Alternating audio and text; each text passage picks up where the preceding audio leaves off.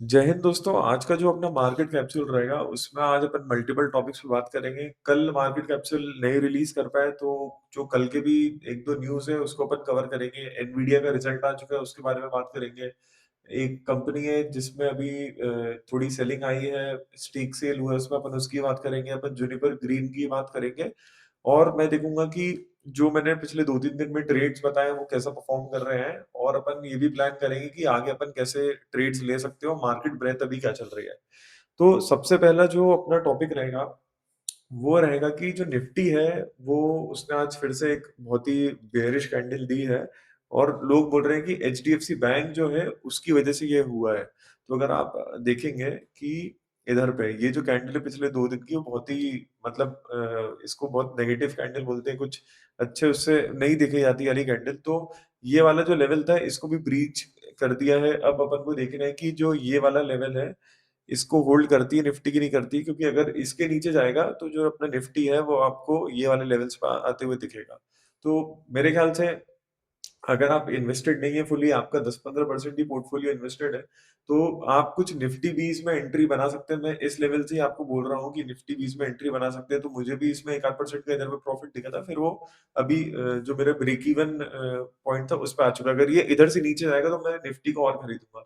क्योंकि आपको समझना पड़ेगा एज़ अ स्विंग ट्रेडर कि आपको जब बेकार एनवायरनमेंट है, तो आपको उतनी अपॉर्च्युनिटी नहीं मिल रही है स्विंग ट्रेड्स लेने के लिए। आप 10-20 ज़्यादा से ज़्यादा 30-40% डिप्लॉय रखेंगे आपकी जो कैपिटल है।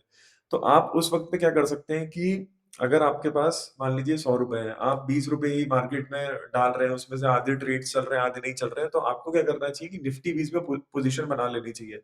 तो अब जैसे मान लीजिए कि निफ्टी इधर तक आया और आप अभी भी ये वाले ज़ोन में आप ट्रेड नहीं कर सकते हैं। आपको ट्रेडिंग ज़ोन मिलेगा जब ये वाला जो ब्रेकआउट इधर निफ्टी को मिलेगा, इसके ऊपर 1 मिनट में दिखा देता हूँ।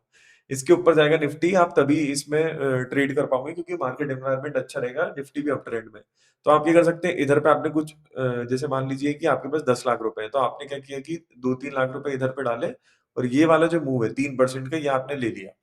तो उसमें क्या होगा, आपको जितना प्रॉफ़िट होगा, वो प्रॉफ़िट आप ये कर सकते हैं कि हाँ, ठीक है, मैं कुछ इसकी ट्रेड्स ले सकता हूँ, तो जो आप ट्रेड लेंगे उसमें स्टॉप लॉस आएगा कुछ, तो आपको ये नहीं लगेगा कि अरे! ये मेरा स्टॉप लॉस हिट हो चुका है, क्योंकि आपने जो निफ्टी से प्रॉफ़िट कमाया था, वो आपने एज़ अ स्टॉप लॉस उसको यूज़ कर लिया है। तो ये चीज़ रहती है ट्रेडिंग में कि कैसे आपको रिस्क फाइनेंस करना है, इसको बोलते हैं, इसमें मैं एक अलग से वीडियो बना दूँगा कि रिस्क फाइनेंस क्या होता है, कि आप निफ्टी में ट्रेड लेके कैसे आप अपनी स्विंग ट्रेडिंग का जो विन रेट है, उसको बढ़ा सकते हैं।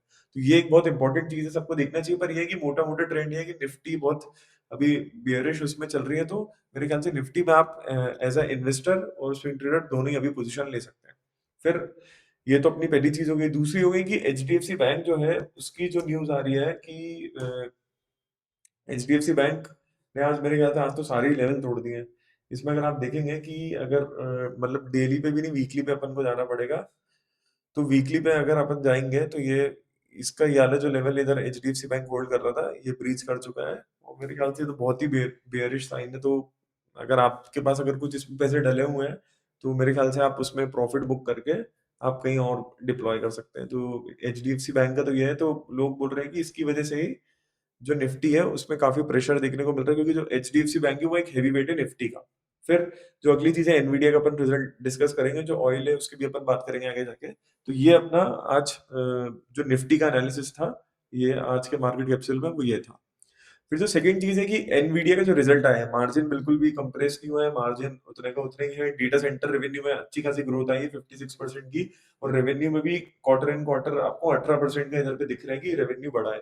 तो एनवीडिया का जो ये था, इसमें जो फिर स्टॉक है, स्टॉक ने भी अच्छा परफॉर्म किया है। इधर मैंने डाल के रखा है कि नैस्डैक जो है, अपन को इधर पे दिख रहा था कि नैस्डैक गिरते आ रहा है, तो पिछले 1 आध 2 दिन में इसने रिकवरी अच्छी दी है। अगर आप एनवीडिया पे भी जाएँगे, तो एनवीडिया अभी अभी यूएस का मार्केट ओपन है, एनवीडिया आज 7 से 8% ऊपर है। तो ये एक अच्छी न्यूज़ है। जो एआई वाले स्टॉक्स हैं उनके लिए अच्छा है। जो नैस्डैक है वो भी ऊपर जाएगा। तो जो मैं इतने टाइम से बोल रहा था कि नैस्डैक में आप पोज़ीशन बना सकते हैं, वो अब आपको दिखेगा कि उसमें अच्छा रिटर्न मिल सकता है। तो एनवीडिया है, मतलब ये है कि जो शेयर है मार्केट का वो ऊपर जा चुका है, तो अब जो आजू-बाजू के भी स्टॉक्स हैं वो भी ऊपर जाने लगेंगे। पर ये है कि इसको देख के आप ये नहीं बोल सकते कि टीसीएस, इन्फोसिस और एचसीएल ये ऊपर जाएँगे। इनका थोड़ा अलग सीन है कि जो इंडियन आईटी कंपनीज़ हैं, वो मेरे ख्याल से अगर एआई की स्पेंडिंग एनवीडिया बढ़ा रहा है, तो ये वाली कंपनीज़ को उतना फ़ायदा नहीं हो रहा है, ऐसा इन्वेस्टर्स को लग रहा है।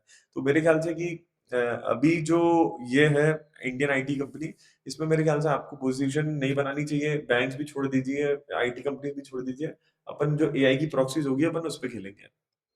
फिर जो अगली न्यूज़ है कि जो क्या बोलते हैं, जो फेड है, जैक्सन होल में उनका भी होने वाला है अभी, मेरे ख्याल से आज ही है। अपन ने इसके ऊपर पहले ही बात करी थी। तो ये चीज़ है कि जो पूरा ग्लोबल सिनेरियो है, वो ये है कि एनवीडिया ऊपर गया है, जैक्सन होल में मीटिंग है और जो इंडियन आईटी स्टॉक्स है, उस पे कोई भी असर नहीं आया, बल्कि वो और आज गिरे हैं। फिर जो अब अपन स्टॉक स्पेसिफिक न्यूज़ में आएँगे, तो जो बेल है, भारत इलेक्ट्रॉनिक्स, 730 करोड़ उसका एडिशनल ऑर्डर मिला है। तो ऑर्डर्स इनको जो मिले हैं, वो मिल रहे कम्युनिकेशन सिस्टम में, रडार सिस्टम में, एवियोनिक्स में, टैंक सिस्टम्स में, इन सब में मिले हैं, मतलब बहुत सारी चीज़ें हैं। पर अपन को ये है कि जो स्टॉक है, उसका एक ऑर्डर मिला है, तो एक अच्छा जो क्या बोलते हैं, ऑर्डर बुक, मैंने आपको पहले ही बताया, अगर ऑर्डर बुक बढ़ेगी, तो रेवेन्यू विजिबिलिटी बढ़ती है और इन्वेस्टर्स को पसंद है। तो जो बड़े-बड़े हाथी होते हैं, जैसे डीआईआई हो गए, एफआईआई हो गए, ये फिर उसमें पोजीशन बनाने लगते हैं। तो एज़ अ स्विंग ट्रेडर अपन इसको इसको वॉच लिस्ट में रख सकते हैं कि इधर पे ऑर्डर आ रहा है, तो अपन इसमें अपनी पोजीशन बना सकते हैं, अगर अपन को जैसे ही राइट हैंड साइड में थोड़ा अच्छा कंसोलिडेशन मिलेगा तो। फिर दूसरी न्यूज़ है कि फिजिक्स वाला में भी यही है कि अभी एक ब्लॉक डील आई है, तो एक लाइट स्पीड करके अपॉर्चुनिटी फंड है। उनने इधर 1.61% का स्टेक सेल किया। तो अगर आप देखेंगे मार्केट कैप्सूल पिछले 3-4 बार से, तो उसमें दिख रहा होगा कि लेंसकार्ट में भी आया है, मीशो में भी आई है। तो मेरे को ऐसा लग रहा है कि जो फॉरेन इन्वेस्टर है, वो थोड़ा पैसा निकाल के बाहर जा रहे हैं। जो पिछले 10 साल में ये जो स्टार्टअप्स हैं, ये लिस्ट हुए हैं और इनका भी आईपीओ आया है पिछले 1 साल में। अब वो लोग भी क्या थोड़ी सेलिंग करके इंडिया से पैसा बाहर ले जा रहे हैं। तो ये भी रुपये पे भी थोड़ा इस पे प्रेशर आएगा। ये आपको ध्यान देना चाहिए। फिर जो जुनिपर ग्रीन करके एक शेयर है, उसमें जो प्रॉफिट जब आया 54% का है।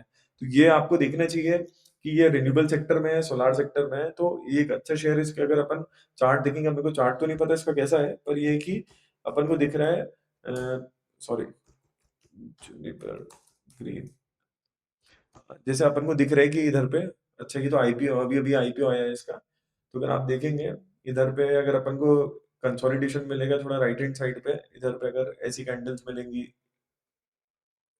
तो फिर अपन इसमें ट्राई कर सकते हैं कि पोजीशन बनाने का। हाँ, अगर ऐसा अपन को दिखेगा, तो इधर पे टाइटनेस दिखेगी, अपन इसमें ज़रूर एक पोजीशन बनाने की कोशिश करेंगे, क्योंकि अपन को पता है कि अर्निंग्स इसमें अच्छी आई है। फिर अगर अपन मार्केट ब्रेड देखें, तो जो हिरेन सर के ये अपन जो ट्रैकर बनाया है, उनने चार्टिंग पे अपन उसको देखेंगे कि मार्केट ब्रेड काफ़ी ऊपर नीचे चल रही है। मैंने क्या बोला कि कंसिस्टेंटली 100 के ऊपर होना चाहिए, पर इधर ऐसा हो नहीं रहा है। 73, 120, 99, 66 आज भी थोड़ा बेकार ही था। तो ये चीज़ें आज भी एक एक आइनॉक्स इंडिया करके शायद से वही ऊपर गया था। तो ये वाला भी जो मार्केट है काफ़ी चॉपी है। इसलिए मैं आपसे बोल रहा था कि जो निफ्टी है, उसमें अगर आप पोज़ीशन बनाएँ तो ज़्यादा अच्छा रहेगा। अगर अपन एनालिसिस करें कि बाकी मार्केट क्या चल रहा है, तो उसमें नैस्डैक जो है वो ऊपर जा रहा है, निफ्टी का अपन कर चुके हैं। अगर अपन गोल्ड देखेंगे, तो गोल्ड मेरे ख्याल से जो इधर से अगर अपन टॉप देखेंगे, जो रीसेंट टॉप बनाया है, उससे 4% नीचे गिरा था, अभी 3.95% पे। तो गोल्ड जो है वो नीचे आ चुका है। अगर आप ऑयल देखेंगे, तो ऑयल थोड़ा भी बढ़ा है 1 आध 2 दिन में। ये सब अपन इसलिए करते हैं, ताकि जो अभी तक अपन जैसे मान लीजिए डिस्कशन की, ये सब अपन इसलिए कर रहे हैं ताकि आपको पता रहे मार्केट में चल क्या रहा है। कौन सी कंपनीज को ऑर्डर आ रहे हैं, इससे कोई भी स्विंग ट्रेडिंग पे ऐसे डायरेक्टली कोई इसका कोरिलेशन नहीं रहता है। बस ये है कि अपन को पता रहना चाहिए कि एज़ अ इन्फॉर्म्ड इन्वेस्टर या फिर स्विंग ट्रेडर कि अभी मार्केट में चल क्या रहा है। अब अपन आते हैं अपने स्टॉक्स पे। तो जो मेरी पोज़ीशन थी, आपको पता है कि मैंने शिल्पा में इधर पोज़ीशन लेके रखी थी, फिर मैंने आज इसको सेल करके फिर से मैंने एक और पोज़ीशन बनाई थी, तो ये अभी 9% ऊपर है, जो अपना बाइंग पॉइंट है उससे 9% ऊपर है, तो जो आपका स्टॉप लॉस है, अब आप उसको ये वाला जो ज़ोन है, इसके नीचे लाके रख सकते हैं कि अपन कम से कम 4-5% तो लेके ही जाएँगे, अगर स्टॉक इधर से रोल ओवर कर जाता है। फिर जो दूसरा था अपना एचएफसीएल, इसमें भी आप देख सकते हैं कि जो एचएफसीएल की अपन ने बात करी थी, एचएफसीएल अपने बाइंग पॉइंट से 7% ऊपर है। फिर कल्याण ने इसमें मैंने आज फिर से पोज़ीशन बनाई थी, इधर क्या एग्ज़िट हो गया था, आज फिर पोज़ीशन बनाई है तो 3% ही ऊपर है। निफ्टी में तो आपको पता ही है। एसबीसीएल जो है, एसबीसीएल में इधर मेरे को टाइटनेस दिखी नहीं उतनी अच्छी, तो मैंने इसमें पोज़ीशन बनाई नहीं है।